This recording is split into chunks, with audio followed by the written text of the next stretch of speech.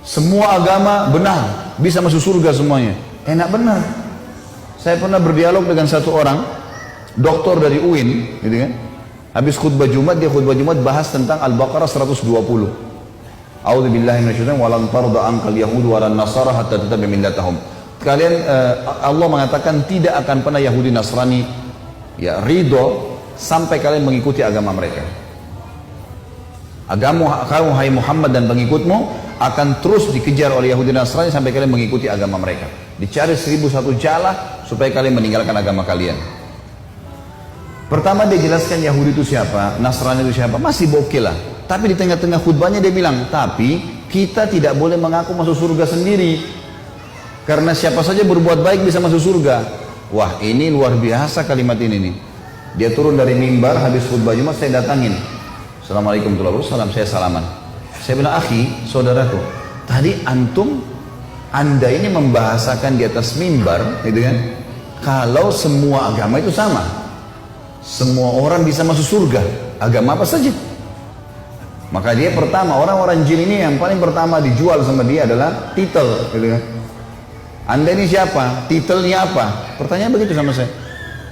Saya bilang, saya Khalid Basar, maka usah tanya titel, saya nggak jauh dari anda kok. Nah, waktu itu saya lagi disertasi S3 gitu kan. Saya bilang bukan masalah jual titel di sini. Saya mau tanya pendapat anda pribadi. Anda seorang doktor dalam Islam kan? Ngajar di UIN. Itu di Makassar masih IAIN. Ngajar di IAIN ya. Iya. Baik. Anda pasti tahu lah. Tidak usah datangkan untuk saya rujukan. Saya tidak butuh referensi. Nggak usah sebutin dari kitab ini, dari buku, nggak usah. Anda pribadi sudah doktor dalam Islam pasti tahu bahasa Arab. Kalau enggak maka makin sulit untuk dikatakan doktor gitu kan. Pasti ngerti bahasa Arab. Bagaimana pendapat anda pribadi? Nggak usah datangkan buku apapun, nggak usah buku tafsir, nggak usah pendapat ulama anda pribadi. Firman Allah dalam surah Bayyinah. Anak-anak TPA Muslim hafal tuh. A'udzubillahi minasyaitonir rajim. Innal ladzina kafaru min ahlil kitabi wal musyrikina. Lanjutannya apa? Nggak ada yang hafal. Wajar kita kalah.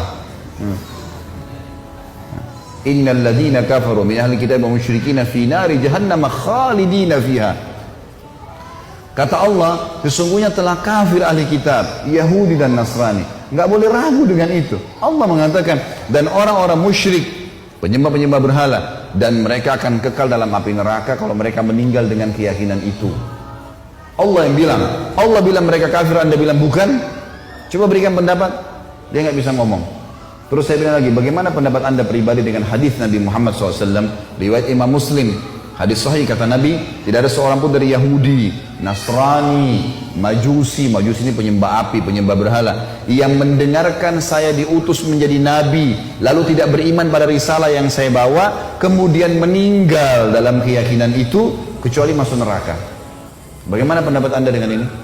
Tidak bisa ngomong dia cuma bilang, lalu bagaimana perasaan mereka kalau kita ucapkan itu?